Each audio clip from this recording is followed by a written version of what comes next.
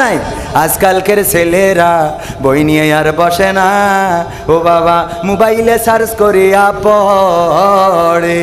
ওরে কালের মেয়েরা কোরআন হাদিস ধরে না, এখনকার মা বোনেরা কোরআন হাদিস পড়ে না, ও আল্লাহ টিকটকে ভিডিও ওরা করে।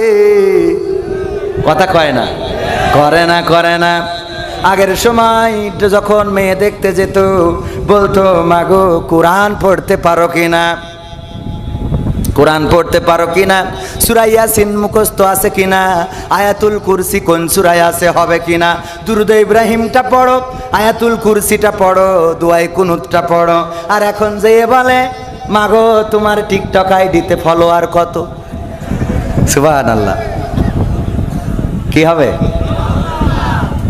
বলে না ফেসবুকে ফ্রেন্ডস কত, ফলোয়ার্স কত? ফেসবুকটা কি প্রফেশনাল মুডে নিয়েছেন? আর্নিং কি হয় কি কব? এখন আর কোরআন ধরে না, কোরআন পড়ে না, পড়তেও বলে না, দরকারও হয় না। এই কোরআনটা যেই কোরআন আসলো মানুষের মুক্তির জন্য, শান্তির জন্য, আমার মা বোনেরাও কোরআন মানতে চায় না। সকাল বেলায় আগে যদি মসজিদ থেকে বাড়িতে যাওয়ার সময় গুনগুন করে মা বোনদের কোরআন তেলাওয়াতের আওয়াজ শোনা যেত, আমার মা বোনেরা কোরআন পড়তো কত মধুর সুরে। আর এখনকার মা বোনেরা কোরআন পড়ে না রে, বরং এখন গান গায়, ওরে আমার স্বামী আমার যেমন তেমন, দেওরাই আমার মনের মতো। কথা কয় না, গায় না।